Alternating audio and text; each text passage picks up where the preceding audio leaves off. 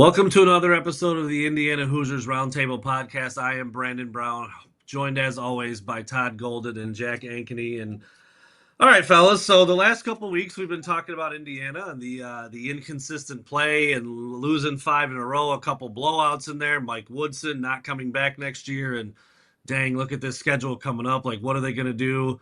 Just go into East Lansing and beat the Spartans, ranked number 9, and kind of knock a horn off a little bit of one of the. I think they were tied for first place in the Big Ten at the time of the game, and the loss actually knocked them behind both Purdue, or maybe they're tied with Purdue and behind Michigan now. So just kind of a crazy development. Tom Izzo is chasing Bob Knight's all-time Big Ten record. That's put on hold a little bit because of the Hoosiers, which was kind of an interesting storyline. Jack, we'll start with you. You guys were both there. We didn't think this was going to happen. What were you guys thinking as the game's unfolding? It was pretty close the whole way, and then all of a sudden, there's Indiana winning the thing at the end.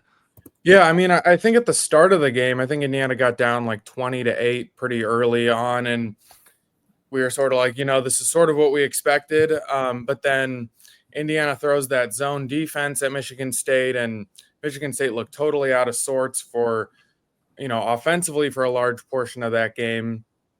And even at halftime, Indiana goes in with a 3-point lead, and we had seen that before where, you think back to those Maryland games, Northwestern when they led at halftime and then gave up a ton of, I think 54 points or something in the second half. Maryland and Purdue, it was sort of like, okay, they're playing well, but let's see them do it for a full 40. And Malik Renew came out in the second half, played really well.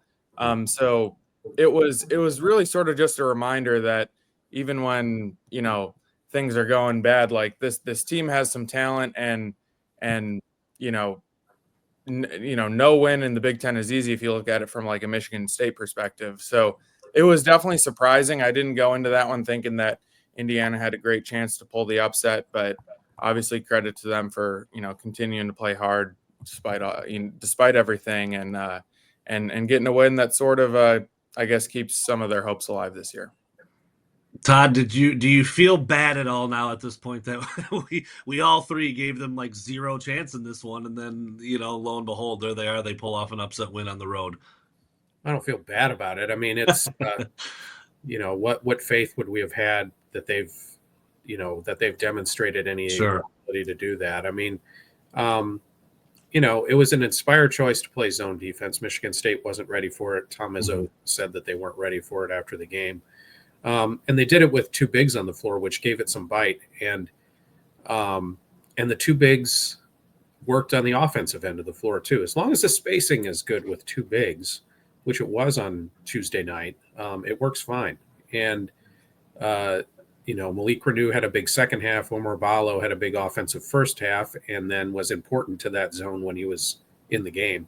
And then Indiana persevered in the late going. So, although it got a little shaky there at the end when Michigan State put a press on. But a much-needed victory. I've seen teams turn on a dime before. I mean, it does happen. And so, but, it's a big win. It was a needed win, but it's really only important if they can build on it. And that starts tomorrow night when they play UCLA, another chance to get a quality win. So, but much needed. It kind of cleared the air a little bit. It's been getting pretty tense and kind of downcast around the Hoosiers, but kind of a nice change of pace in that sense.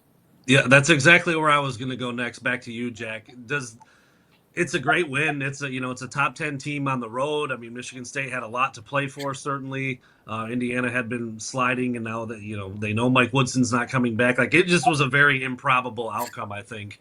But does it matter? There's now 6 games left. I think we talked before about Indiana being like the bubbliest of bubble teams for a while there, and now this win certainly helps. That's a big quad 1 win. And after the game, the broadcast team on Peacock, I think it was, right, was talking about IU as a potential tournament team still. So now they've got 6 games left. Another pretty good one, as Todd said, against UCLA coming up. Is this could this be a launching pad? Does this actually give them some momentum heading down the stretch that's getting shorter and shorter? Well, Todd's right that it only matters if they're able to string together some more wins. And the next 3 that they have are at home. And you could argue, sometimes they've actually looked better on the road than at home, but they obviously have to keep doing this, probably have to get to, 10 wins in Big Ten play, something around that area. But I saw Lenardi updated, and he had Indiana completely off the bubble, I think, before this game, and put him back into the next 4 out. So for all that's gone wrong this season, they still have the opportunities out there. It's just about actually pulling through and winning some of these games. And I think in a sense, it makes some of those losses like Maryland and Purdue sting even more, because you look, if you had those, you'd be in pretty solid position. But, I think Woodson has talked after some of those close losses just about, man, we need to get a win to get these guys feeling good about themselves and get some confidence. Because I think for a lot of that tough stretch, you could tell that the confidence was low. Woodson had comments like, we're not very mentally tough right now. Mm-hmm. And maybe this is a win that they can say, hey, guys, look, we put this together against the 11th ranked team in the country on the road. Maybe it gives them some confidence. And I also wonder if just now that there's no uncertainty around the future, if that, lets them play a little bit looser. I thought Tom Izzo, he was asked like if he thinks teams will play zone against him in the future. And he was like, well, no, I don't really think so. But Indiana was a little bit desperate. So they were able to kind of, throw it at them. Because, some teams just don't practice it as much. So maybe Indiana looks at it as, hey, we got nothing to lose. We know what's happening at the end of the season. Let's go out and play free. And now that they have a little confidence after a win, let's see what can happen. Because I think UCLA still hasn't won in the Eastern time zone, or I saw a stat like that. They've been a victim of the travel. So obviously got to string some wins together, but maybe this is the start of something. That's where I wanted to go next. Todd, does the performance against Michigan State give you more confidence for this matchup against UCLA coming up? I feel like before, when we talked about, the 7-game stretch we looked at, the outlook wasn't good. Nobody gave them – none of us said they would beat Michigan State, so that was already chalked up as an L. Well, now they've got to win in that one. Does it change how you think they will play against UCLA? Home against Purdue is obviously a really, really tough one. And then home against Penn State, that seems like a winnable game now too. Like, what's the outlook now that they've beaten one of the better teams off this final 7-8 games now? Well, it certainly doesn't hurt. Obviously, some positive reinforcement always helps. It's one game, though. I want to see a little bit more than that before I start trusting this team to string together some wins. It is a favorable matchup in the sense that IU catches UCLA on the back end of a road trip. UCLA, as Jack said, has not won east of the Rocky Mountains this season. So it falls into line in terms of, catching them at the right time type of stuff. But, you'd rather not have to lean on that. You'd rather want to win on your own merit and, put some pressure on UCLA. UCLA does not have dominant bigs. So in that sense, Indiana could, should have something to exploit tomorrow. UCLA plays at a slower pace, which tends to – Indiana can play that way if it needs to. So there's certain matchup things that work, both for and against Indiana. But in terms of trusting them and trying to extrapolate Tuesday's game into a brighter future, we'll see.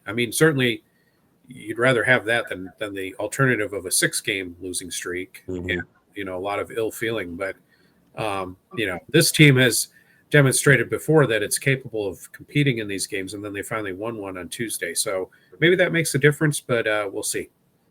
And Jack, I think it was interesting before we started recording. We'll shift gears a little bit now off the Michigan State win and kind of talk about Mike Woodson and, the unfortunate reality that he knows that he's done in 6 to 8 to 10 games or whatever it might end up being, depending on Big Ten tournament play and if they make the tournament. There's some fluidity there, but he's coming to the end of his tenure at IU and he knows that. Originally, you said that IU said, we're not really going to talk about it. Don't ask a bunch of questions about it. It is what it is. He put his statement out. Let's just keep it moving. But after the Michigan State game, he did talk about it. He spoke out it pretty candidly about how it was tough on him. It's tough on the team. But I think what you just said was very interesting, where maybe it's having this opposite effect where they know now, like, okay, he's done. We know it. Let's just go out there and let it fly. And, like I said, they get a big win on the road. So just kind of how do you take all this where they're at now? The fact that Mike Woodson is openly talking about it. Malik Renew even looked like he was getting a little emotional at times answering questions after the game. So I think it's just a very interesting dynamic that you don't see a lot. Yeah, I think Woodson, like you said, he was basically like, it's been a tough time on everyone, and he just wants them to believe in themselves. And Renew said after the game, he's like, we know the situation, and we're just trying to, come together and play as hard as we can. And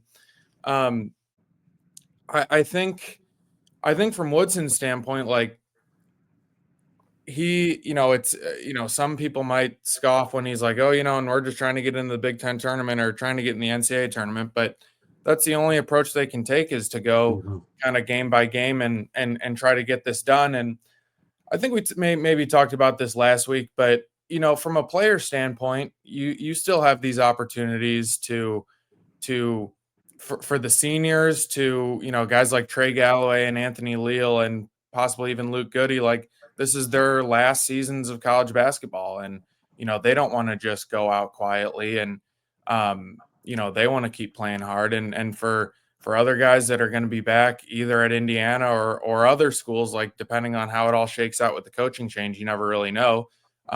These games are important for them to kind of show what they can do. And I think, Woodson has got them to a point where they're still showing effort and playing hard. They almost beat Michigan, and like Todd said, it was more just a case of not being able to close it out.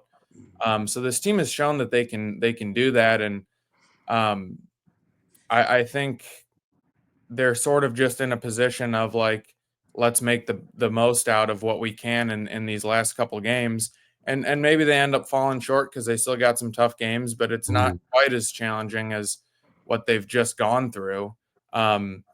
So it's an interesting dynamic, and one that I think is tough to handle. But like I said earlier, if they can just get some confidence after that Michigan State win, we'll see what happens going forward. I mean, it's hard to feel confident after one game, and from our perspective, in terms of, we've seen how inconsistent this team is. So maybe we need to see a couple more games of it, but I don't think they're ready to just give up and let the season go to waste. Yeah, I mean, Jack mentioned something about the fans scoffing at IU mentioning NCAA tournament aspirations. It's like, what do fans think they should do? Right. Yeah. What? It shows the complete inability to put themselves in their shoes. I mean, what are the players supposed to just give up? I mean, then you'd be all over their butts about giving up. I mean, of course they should still be trying for the highest goals that they can reach. I mean, that's what any team ought to be doing. And so I sometimes get impatient with fans who think the players and the participants should have the same attitude that the spectators should have. And it's I don't mean to hector anybody, but I mean, it's a little silly sometimes, the criticisms that come out of seasons that, and I'm not suggesting that Indiana has had a great season, because they have not, but, it's like, well, what, you want them to quit? I mean, it's just something that amuses me a little bit. Yeah. I found this kind of interesting, and I just wanted to ask you real quick, Todd. And I know we're not inside Mike Woodson's head, and we don't know exactly how he's handling this and how he's thinking about it on a day-to-day basis. But we've talked about throughout the year how he's usually pretty even keel and doesn't get super high or super low at the podium. But I think it was you, Todd, and correct me if I'm wrong, that asked him about the irony of the 2-3 zone beating Tom Izzo to protect Bob Knight's record, who never played a zone. And he kind of started laughing, and he praised Tom Izzo a ton. I mean, like, he went on and on about Tom Izzo for a minute maybe, and then also was kind of smiling. Just like, it's kind of like what you just talked about. What do you expect him to do? But how do you think Mike Woodson is handling all of this? And do you think, has he changed at all, knowing what his fate is now? And obviously getting a win over a good team will make you feel quite a bit better. But do you think he's the same Mike Woodson that he's been, even though he is in kind of like a tough spot now that the season is wrapping up? I think he's been a slightly more candid. Apart from that, he's been more or less the same Mike Woodson. I will say this: originally, he was not going to speak to the media, and that was something that either he was talked out of or minds were changed. So I'm glad he did, because I think that would have been not a good move after a big win to then because he didn't he didn't do the pregame radio show. So the media was told after the game that it would be players only. So I'm glad he changed his mind, because that was, you take the W when you get literally the W. So, but I mean, it's tough. I mean, fans look at this. I think it's easier for us when we're day to day, and we, not that any of us have a really great relationship with Mike Woodson. I mean, we don't have the access to have that level of of personal touch, but these are human beings. I mean, Mike Woodson is an IU grad, an IU legend, great player in the late 70s, played in the NBA for a long time, one of the best players to play at Indiana. And it didn't work out for him at his own school. So from a human standpoint, you feel for him. I mean, you have to. And if a lot of fans kind of put that aside just for the sake of winning, I try to never lose sight of the fact that these are people that we're dealing with. And so on that front, it's very hard on Mike Woodson. And I have empathy for him, because it would be tough to go through something like that and then have to face the public, much of, a lot of which, and listen, I'm trying to split the baby here between, do I think that I've had some people say, well, after Tuesday's win, well, maybe they ought to keep Woodson. I don't know that anybody's terribly serious about that, but the emotional roller coaster that you get put through as a participant, whether you're a player or a coach, is way harder than I think anybody realizes. And so I feel for him on a human level, while also on more of a professional level, understand and condone the fact that, a change needs to be made. So those things are mutually exclusive, I think. And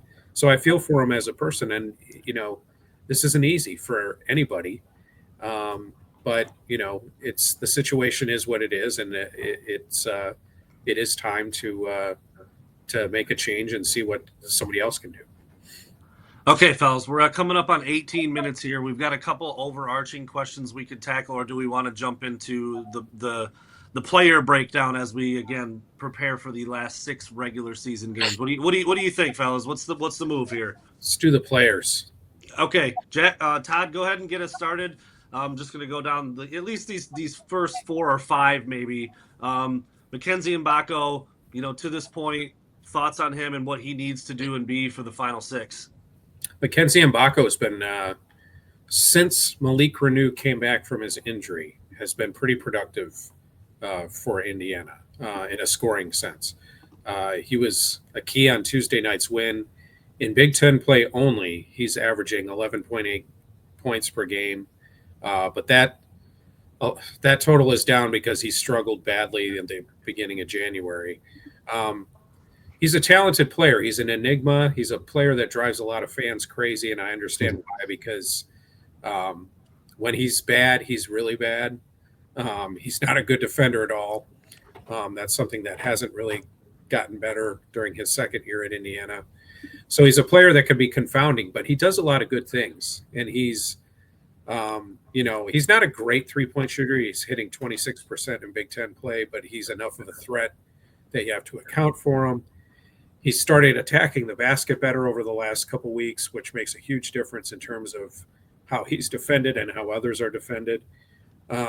There's a good player in there, but he doesn't always show up, and his bad habits really kind of are obvious, and which drives a lot of fans crazy. So, he's been a lot better lately. That's a good sign, and he hits his free throws, which was a big key on Tuesday. He was the person sent to the line predominantly in the late game situation, and he executed. So a lot of good things, some things that definitely drive people crazy that I totally understand. And that's kind of my report on Mackenzie.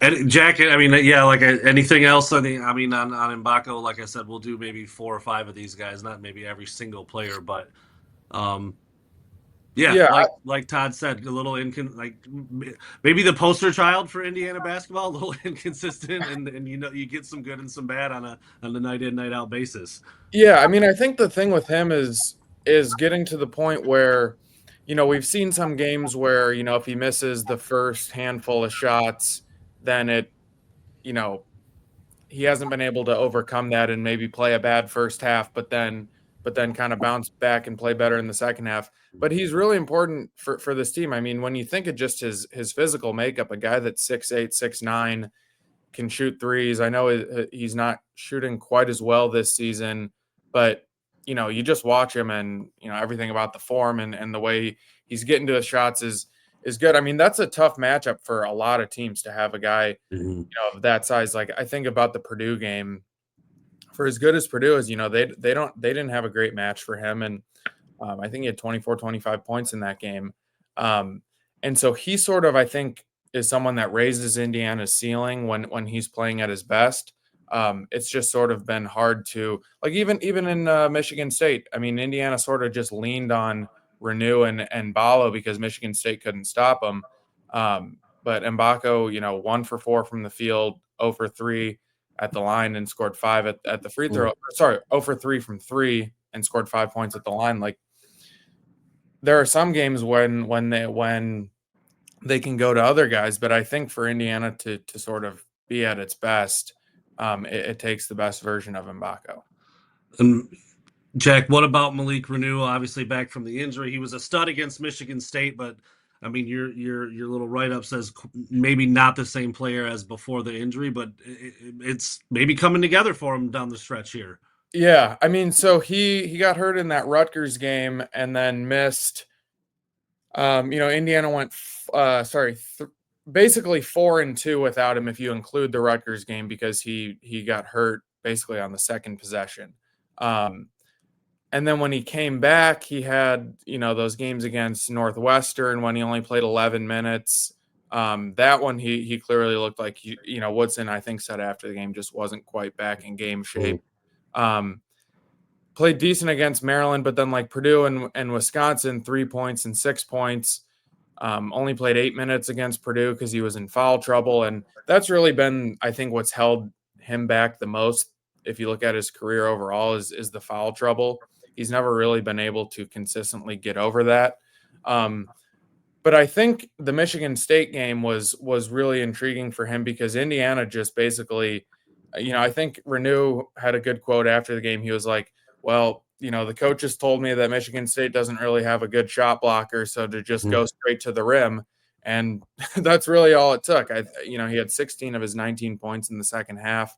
I think just from like being in game shape and his quickness and athleticism sort of looked like the Renew that we had come to know early in the season and even last year when he made the big jump. I just wanted to read this quote from Izzo because I thought it was kind of funny. But, he said after the game, he's like, they lost a lot when they lost Renew. Their fans don't want to hear that, but that's their problem. The guy's a very good player. He dominated tonight. I just thought that was kind of funny, just taking a little bit of a shot at Indiana fans. But the key with Indiana, I think, is to make it work with him and Ballo because they're two of their best, arguably their best two players in terms of just raw talent. And playing together, playing those two guys together worked against Michigan State. There's been other games when it hasn't worked as better. But I think certain matchups it definitely can. Yeah, I mean I watching the game, it was like dump it into him, 6'8" power dribbles, turn hook. I mean, like they weren't really running plays, like you said. It wasn't like they were freeing him up. It was like you said, and like he said, just there's nobody in there to block my shot, so I just went and got buckets, and that's pretty much what he did. Todd, anything else to add from Malik Renew? And then if you want to jump right into Omar Ballo as well as the other big, who they've been again trying to figure out this two big thing. It worked really well against Michigan State with the zone and on offense. It was kind of Ballo in the first half and Renew in the second half. Like Indiana's kind of going to go as these two guys go, it feels like right now. Yeah, I mean, it was a good sign for him to be productive on Tuesday.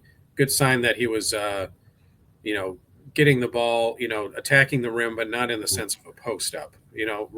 Malik likes to post up with his back to the basket sometimes, and it's not that he's bad at it, but he draws a double team and then he's sometimes not sure. He tries to force it sometimes, doesn't always pass out of the post when he can. So it's kind of good to see him attack on the bounce a little bit on Tuesday. I think I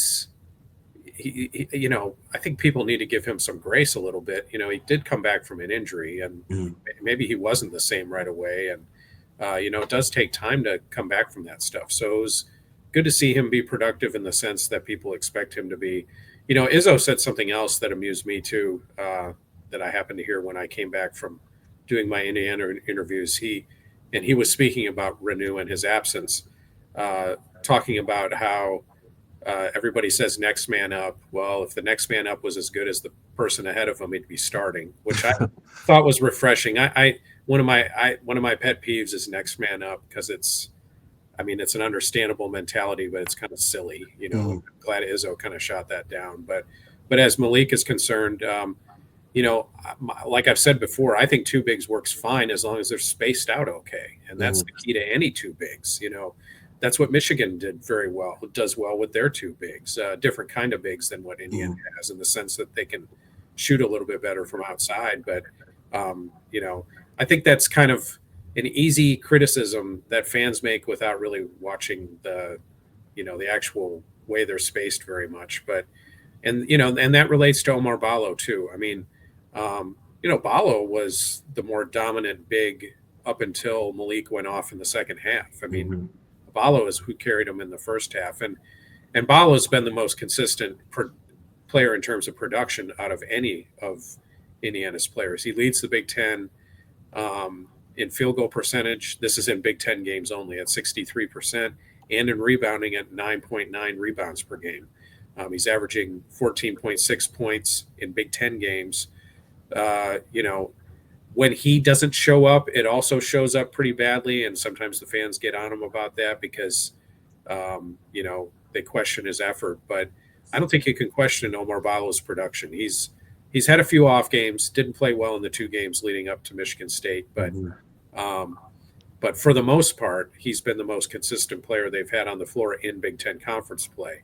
So, and he does so many things that don't show up in the stats. Like, he only averages 1.2 blocks per game in Big Ten play, which isn't bad, but it's the shots that you don't ever even see because he's patrolling the lane. He alters the calculus in terms of how people attack the rim.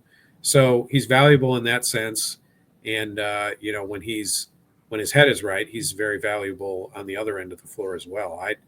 I feel like Omar Ballo, of all the transfers, is the one who's basically given Indiana what they expected. And, he hasn't exceeded it, but he was coming in with high credentials in the first place. So I think, people get on him, and when, and I understand it.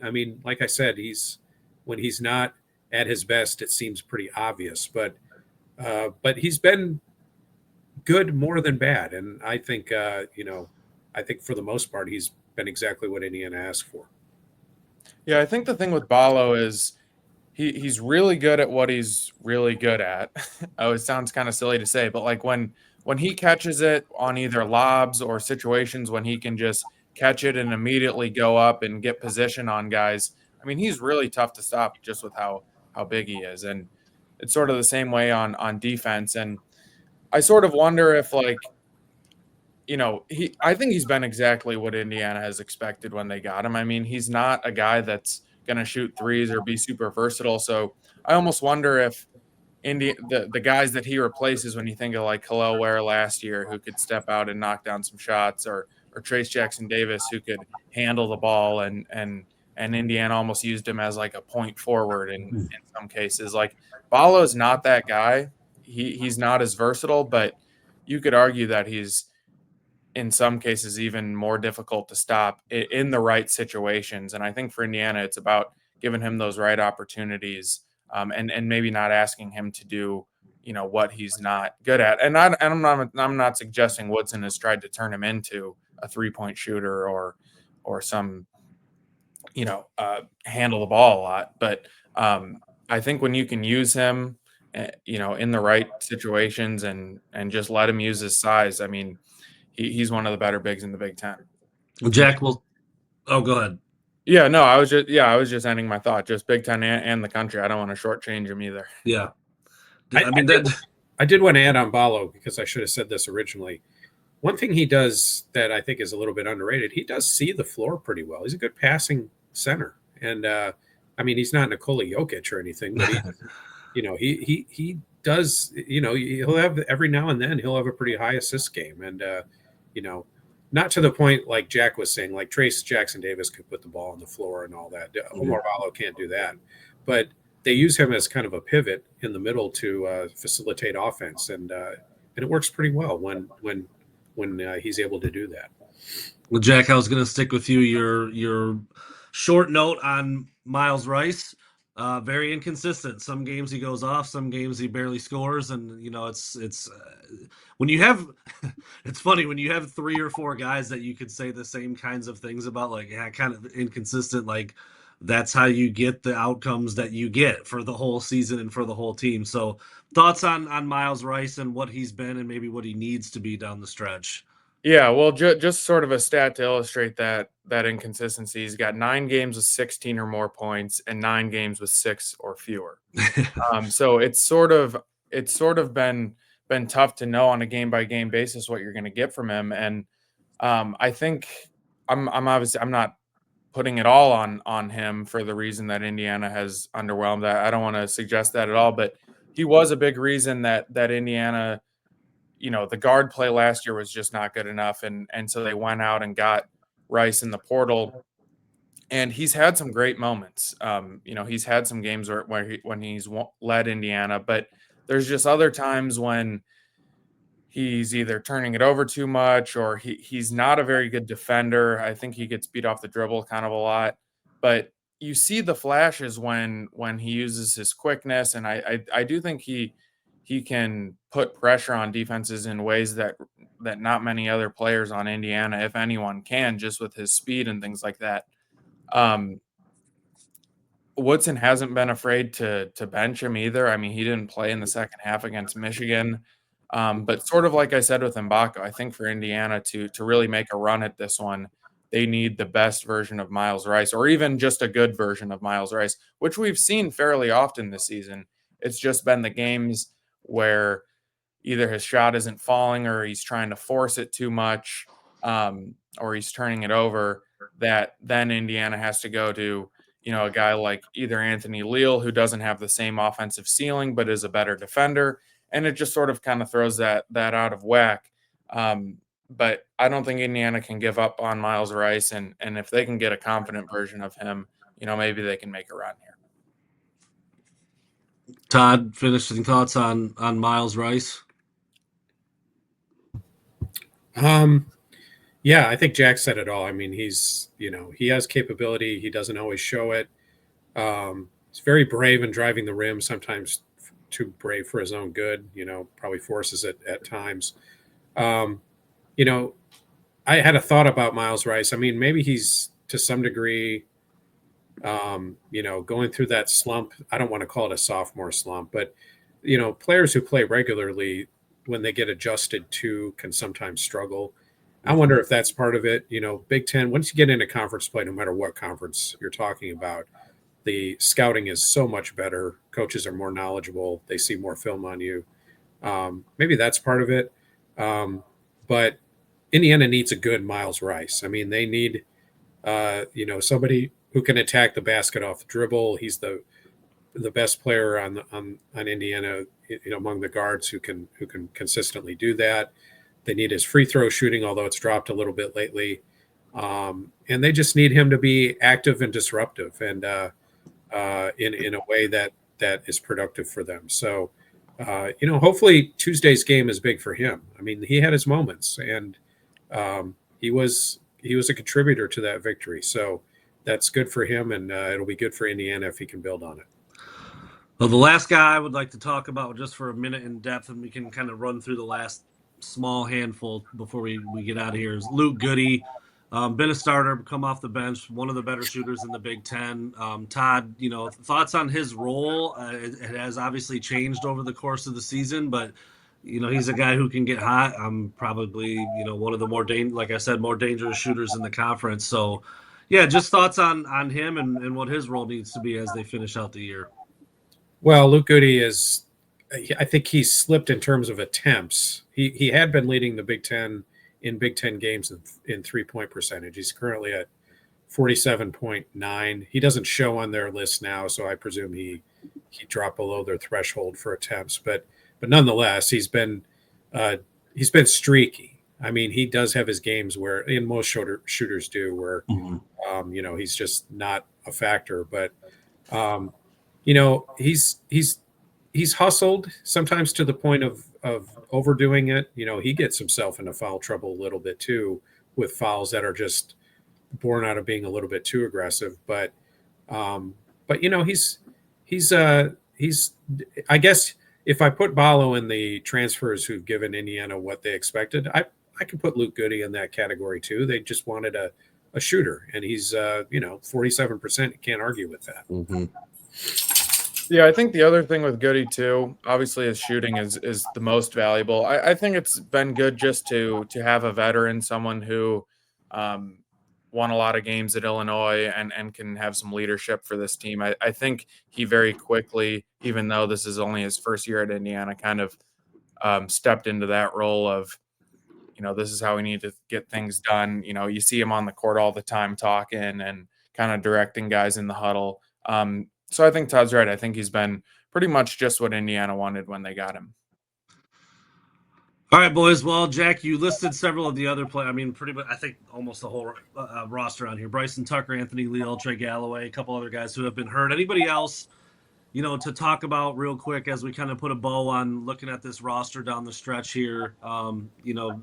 You see names like Anthony Leal, you see names like Trey Galloway. They're your glue guys. They play an important role. They do a lot, but I don't think you're asking either of those guys to go off on either end of the floor necessarily. But just thoughts on the last 5 or 6 dudes here as we wrap up the again the last 6 games of the regular season. Yeah, I guess just to hit on Galloway. I mean, he was back in the starting lineup against Michigan State, and he has had the moments where it's kind of crazy to think, because last year he sort of got thrust into a point guard role because of injuries and performance from other guys. And it was not really a role that I think Woodson had planned for him, but it's sort of become in some ways what he's best at. He's not a great 3-point shooter, but he knows how to run that pick and roll that Woodson likes, with whether it's Ballo or Renew. And I mean, it almost led him to that win at Purdue. What I think about, and after the game, Painter was like, we were lucky that Galloway didn't have the ball in his hands on the last play. So, he's kind of been up and down as a shooter, and it's not like they need him to make a ton of threes, but they need him to be a little bit better in that area. But I think it is valuable to have a guy like him who knows what Woodson wants done and can kind of put pressure on guys when you play that little 2-man game with him and one of the bigs. Oh, unmute Todd. Sorry about that. Todd, anybody else on the roster that you feel like needs a shout out or needs a mention or needs to? Yeah, we need to. Yeah, I want to weigh in on Galloway. I mean, he's basically a regular player, and same thing with Anthony Leal. I mean, as far as Galloway is concerned, he embodies Indiana as much as any. If you put Indiana's performance into a player, it's Trey Galloway, because he can be good, he can be really bad, and the consistency piece with Trey has been a bigger issue this year, I think, than it was in some other years. But he's still valuable. I mean, he's a good defender out there. He keeps the offense going. He loves that little flip shot in the lane that he's pretty good at. He also forces things. He commits turnovers at bad times. He's, unfortunately for him, missed some free throws at some key times. He's shooting 26% in Big Ten games from 3-point land, which he's had the weirdest 3-point career I've ever seen, where he went from bad to really, really good his second year to bad. But, he can be confounding. But he also you rarely question his effort. And, sometimes you just feel like maybe it's not that he's not trying hard enough. Sometimes he may be trying a little bit too hard. And so that's kind of Trey Galloway in a nutshell. Anthony Leal has been starting lately, and he's a fan favorite, and for good reason. I mean, you watch Anthony Leal, and he does all the scrappy things that you love. He's a hustler on defense. He's not a great scorer, but he does have a great knack for popping in there. And like, for example, against I think it was Maryland, came in off of a miss and converted and got a 3-point play late in that game. I think it was the last points Indiana scored in that game against Maryland. So he has a flair for, and he hit the 3-point basket that affected the point spread at the end of the Michigan game, the 3-quarter court shot. Hilarious. Circus shot earlier in the season. I think it was against maybe, was it USC maybe? So he has this flair for the dramatic, and he does do a lot of the hard work things well. He's a good defender, pretty smart player. But he's also limited. I mean, the problem with Leal is frankly, you're playing 5-on-4 offensively when he's on the floor. Now he has been scoring a little bit more lately, but teams are not, and he needs to hit some shots for teams to not sag off of him. So that's the issue with Leal is, and he can get himself into a little bit of foul trouble sometimes. Now that he has more minutes, you get a little bit more of a sample size with that. But the fans love him. He's definitely the fan favorite without question. I mean, he gets the loudest cheers when he's introduced. He's local, of course. He's from Bloomington. It's been good to have him on the team, though. Teams need guys like that. I mean, you did say it, Brandon. I mean, he's a glue guy, and glue guys are great.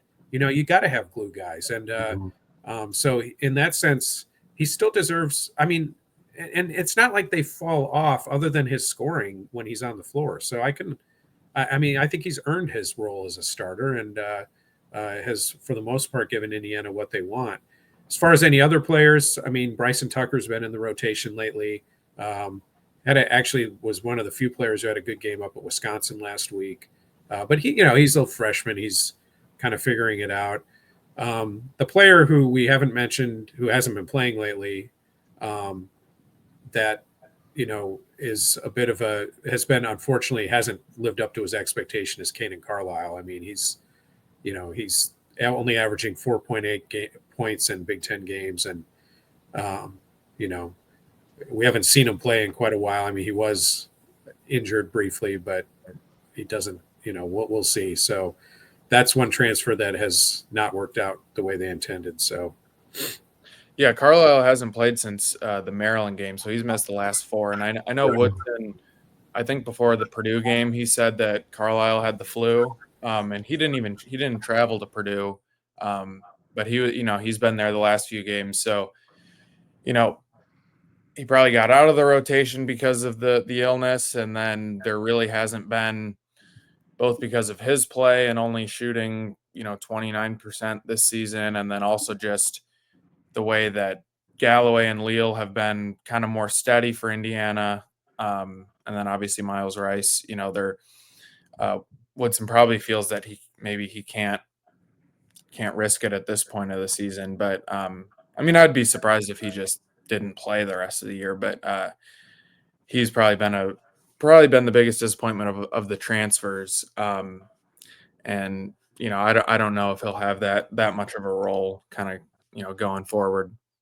Going back to Anthony Leal, it's always funny to see the bad beat half court heave where Michigan fans in the stands are going like this, even though they just won the game. You're like, well, clearly they had a little bit of a side interest on that half court. I think Michigan was favored by 3.5. Was that right? And then the 3-pointer made it. Which site? But 3 or 3.5. Yeah, it's crazy how often that happens, but always pretty funny to watch Michigan fans get a nice tough win, and they're still like, oh no. Yeah, Dusty May even sort of commented on it. Did he really? I didn't see that. He sort of I don't remember. I don't have the exact quote in front of me, but he was something like, the people on this end of college athletics probably had some, probably cared about that shot. Did you see his reaction after he made it? It shows up on the broadcast. Dusty? Yeah, if you go back and look at it, he does have a little bit of a smirk on his face after. I'm sure they know about these things. Yeah. Obviously, it's hard not to. But Yeah, because he was like, we're not counting it as this. This is not a 3-point win. This is 6-point win. So he sort of just joked I about think it it. was more in the spirit of that. Yeah. I think, I don't want to infer that Dusty had, obviously, he I don't want to infer no skin in the game nefarious, for Dusty. but he definitely does have a little bit of a reaction to it beyond the fact that it was a win or a loss. So that's pretty funny. All right, real quick on the way out, fellas. Indiana hosting UCLA on Friday. Real quick thoughts and predictions for that one, and we'll get out of here at 45 minutes in. Yeah, I mean, I think we talked about UCLA's struggles away from home and really on this side of the country in general. So I think that bodes well for Indiana. It's sort of the matchup too with how I think Indiana can lean on Renew and Ballo again. Probably need Mbako and Rice to have better games than, we've talked about all their inconsistencies. But, this is probably a game that Indiana feels good about going into it, coming off a big win and just with their confidence kind of being shaken during that losing streak. But this is probably one that you go back home feeling pretty good about yourself. Yeah, I do think this is a matter of toughness versus toughness. Mick Cronin's teams are tough. Yeah. Or he wants them to be tough.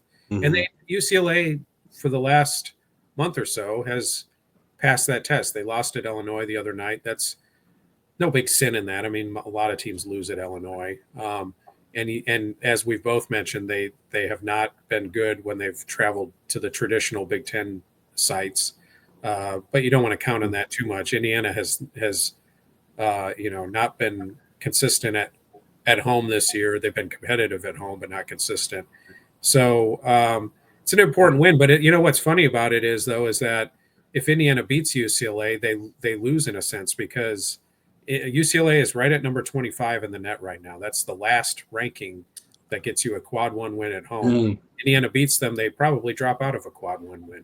So interesting. You can't win for or you can't lose for winning or whatever, win for losing. But and Indiana needs to, you can't be too mindful of the net. There's nothing you can do about it. And you got to win the game. I mean, obviously. But Indiana could be losing a couple quad one wins. Penn State is slipping to the point where that might not be a quad one on the road anymore. I don't know why it ever counted as a road game in the first place. It was in Philadelphia, but and UCLA has more capability to get back into the top 25. But regardless, you could twist yourself into a knot about that stuff. They need to win, and you get that win, and then you get 9 days off until you play Purdue. That is another aspect of this. They need to have that long stretch with some positive reinforcement, and that would help them a lot. I was going to say the exact same thing. So the next time we come on and talk, it'll be after just one more game and several days before they take the floor against Purdue at home. So that'll be interesting, and we'll see what we need to talk about then. So thank you so much, everybody out there, for listening. A very nice deep dive into what's been going on with Indiana basketball. Mike Woodson, the big win over Michigan State. A little bit of a roster breakdown, UCLA preview, and then, when we come back on, we'll talk about the outcome of that game and then look ahead a little bit to Purdue. So he's Jack and he's Todd. I'm Brandon. Thanks for listening, everybody.